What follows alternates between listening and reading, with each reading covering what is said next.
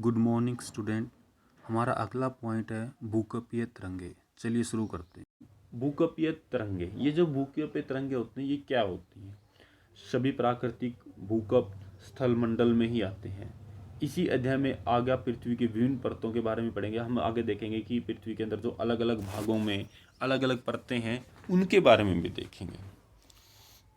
स्थल मंडल पृथ्वी के धरातल से 200 किलोमीटर तक की गहराई वाले भाग को कहा जाता है। कि जो हमारी पृथ्वी है, हमने पृथ्वी के जो पूरे पृथ्वी का जो अंदर का ये बिंदु देखा था, ये कितना था?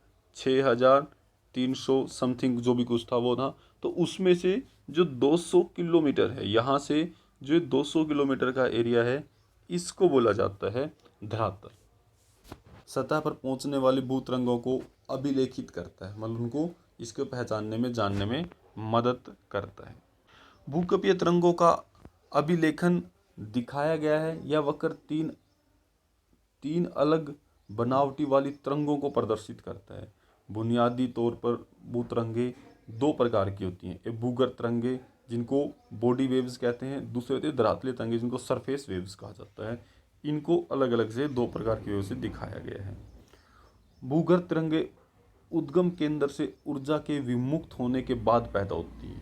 मतलब जो हमारी बॉडी वेव्स होती हैं वो कब होती हैं? जब उस केंद्र से जहाँ से ऊर्जा निकली है, भूपल्टी के भ्रंश के एक केंद्र से जब वो ऊर्जा निकलती है, उसके जैसे ही वो खत्म होता है तब इस बॉडी वेव्स का निर्माण होता है। पृथ्वी के अंदरूनी भाग से होकर सभी दिशाओं में आगे बढ़ती है। भूगर्भिक तरंगे एवं धरातलीय सेलों के मध्य अन्योन क्रिया के कारण नई तरंग उत्पन्न होती है, जिसे धरातलीय तरंग भी कहा जाता है।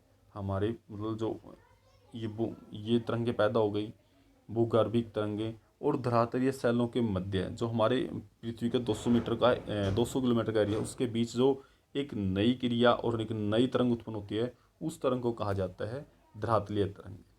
ये तरंग धरातल के साथ साथ चलती हैं।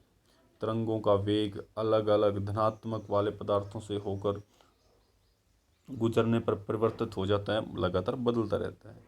अधिक घनत्व वाले पदार्थों में तरंगों का वेग अधिक होता है, और जो पदार्थों में घनत्व की भिन्नता होने के कारण यह परिवर्तन भी रिफ्लेक्शन और रिफ्रैक्शन होते रहते हैं। जो हमारा रिफ्लेक्शन है, रिफ्लेक्शन होता है परावर्तन, और जो हमारा रिफ्लेक्शन है वो होता है आवर्तन। ये दोनों इन अलग अलग घनत्व और अलग अलग पदार्थों के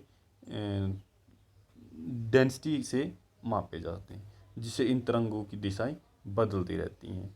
भूगर्भीय तरंगें दो प्रकार की होती हैं। जो हमने यहाँ से बात की थी, हमारे पास दो प्रकार की तरंगें थी। एक थी पी तरंगे जिनको बोलते हैं प्राइमरी तरंगे पहुँचने का समय, और होती है एस तरंगे, ये होती है सेकेंडरी तरंगे। इन्हें धरातलीय तरंगे इन्हें बोला जाता है। ये हमारी धरातलीय तरंगे होती हैं जब धरातल तक पहुँच कर ये बहुत अधिक मात्रा में आती हैं। ये दिशा होती है कहाँ तक पहुँचती हैं, इन्हें जहाँ तक ये पहुँच सकती हैं उसे आयाम बोलते हैं, जहाँ तक ये आगे कार्य कर सके। तो हमारे पास दो तरह की तरंगे हैं, एक है एस तरंगे और दूसरी है पी तरंगे। पी तरंगे तीव्र गति से चलने वाली तरंग है और धरातल पर सबसे पहले पहुंच जाती है। इन्हें प्राथमिक तरंग भी कहा जाता है, क्योंकि जब ये पहले पहुंचती है तो इसलिए पी तरंग कहा गया है, क्योंकि पहले पर जल्दी पहुंच जाती है।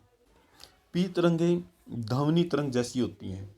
ये गैस, तरल और ठोस तीनों पदार्थों से गुजर सकती हैं। मतलब जैसे हमारी तरंग, जैसे वेव्स होती हैं, हमारी आवाज़ होती है, गति होती है, तो ये जो हमारी प्राइमरी तरंग होती हैं वो क्या करती हैं?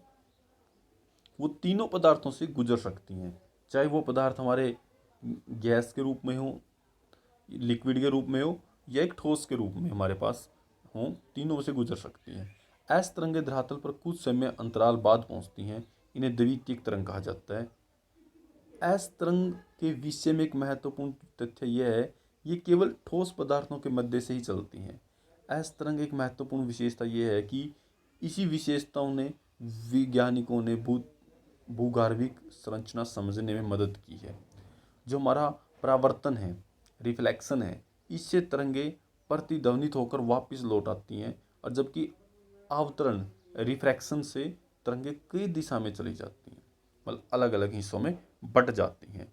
भूकंप लेखी पर बने आरेख से तरंगों की दिशा विधता का अनुमान लगाया जाता है। धरातलीय तरंगें भूकंप लेखी पर अंत में अभिलेखित होती हैं। ये तरंगें ज़्यादा विनाशकारी होती हैं।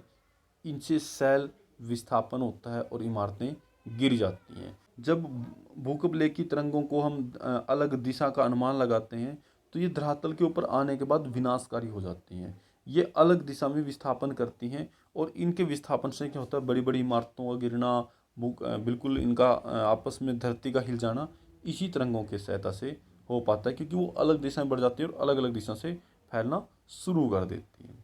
भिन्न भिन्न प्रकार की भूकंपीय तरंगों से संचलित होने वाली भिन्न भिन्न प्रकार की होती हैं। जैसे ये संचलित होती हैं तो सेलों में कंपन उत्पन्न होती है। पी तरंगों से कंपन की दिशा तरंगों की दिशा के समांतर ही होती है, कि वो जहाँ चलेंगे वो दोनों एक दूसरे की बराबर ही काम करती हैं। यह संचारण गति की दिशा में ही पदार्थ पर प्रभाव डालती हैं। जो भी हमारे पास एलिमेंट हैं, जो भी हमारे पास पदार्थ रखे हैं, उन पर समान ही परिवर्तन ये डालते हैं। दबाव के फलस्वरूप पदार्थ के घनत्व में भिन्नता आ जाती है और सेलों में संकुचन व फैलाव की प्रक्रिया पैदा हो जाती है।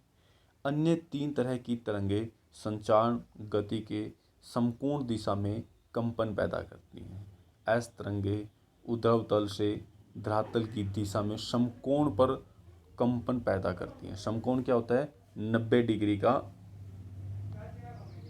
इस एंगल पर वो कार्य करती हैं, प्रभाव डालती हैं।